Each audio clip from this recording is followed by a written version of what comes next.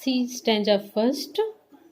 The curfew tolls means the evening bell that is ringing slowly and slowly. The curfew tolls the knell. Knell means the sound of the bell, especially for a death or at a funeral. Listen again. The curfew tolls, it means the curfew bells that is ringing slowly for the parting of the day. It means the day is coming to an end, and that's why the curfew bell or the knell is tolls, means ringing slowly and slowly. It means the poet is saying that the day is coming to an end. That's why the curfew bells are ringing very slowly and showing that the day is coming to an end. The lowing herd. The lowing herd wind slowly over the lea. Lea means grassland. The lowing herd. Herd means the group of cattle.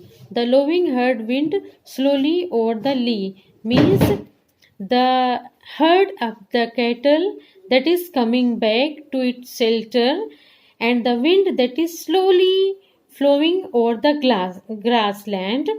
In this stanza, the poet is depicting the evening scene of the village hamlet. The ploughman homeward plods his weary way. Very important line. The ploughman means किसान. Homeward घर की तरफ plods his weary way. Plods means walks slowly. Plods his weary way means although in this speech, see, very important line. In this line, the figure of speech transferred epithet. It is the name of the figure of speech. See, transferred. I am writing here the figure of speech. Trans, F-E-R-E, transferred, transferred epithet. ये एक figure of speech है बच्चों जो कि इस line में use हुई है. ट्रांसफर्ड एपिथेट, इसमें क्या होता है देखिए. The ploughman homeward plods is very weary means although the ploughman is weary, but to show the intensity of his weariness, the weariness is transferred up to the road. It means the poet is saying that the plowman is going slowly to his weary way, यानी अपने थके हुए रास्तों पे plowman जा रहा है.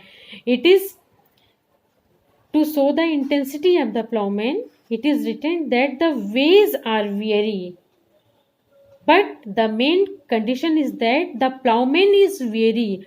To show the intensity of the weariness, the poet has transferred the weariness from plowman to weary ways.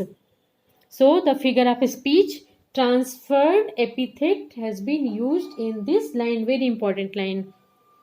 And leaves the world to darkness and to me. और पूरी वर्ल्ड को डार्कनेस में छोड़ जाता है. एंड मी, और मुझे भी.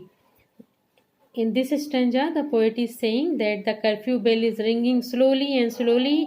It is showing us that the day is coming to an end, and the herd of cattle, and slowly the wind is blowing over the grassland. The plowman is returning back to his home. All these things show that the world is coming into darkness, and me also. See, second stanza. Beneath those rugged elm are type of trees. यानी इस beneath means under those rugged elm. Rugged means rough with age.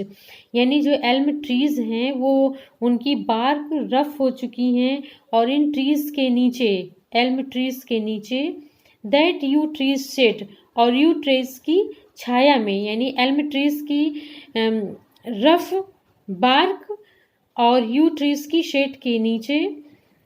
Where heaves the turf, turf means घास का गुच्छा। Where the soil is covered with grass tuft.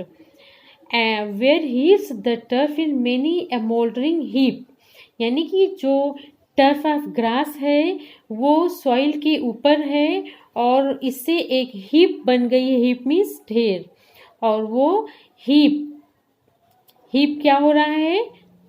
Heaps means raise हो रहा है, rise हो रहा है। लाइन को गौर से देखिए।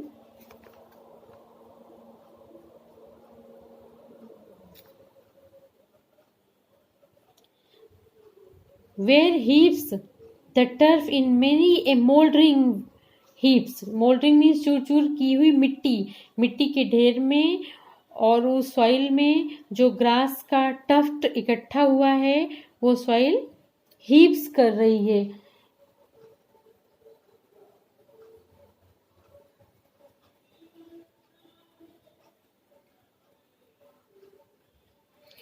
Each in his narrow cell, और हर व्यक्ति अपने narrow cell means here the small grave, छोटी कब्र, फॉर एवर लेड, यानी कि हर विलेजर यहाँ आफ्टर डेथ वो इस नैरो सेल में हमेशा के लिए इटर्नल स्लीप में लेटा हुआ है।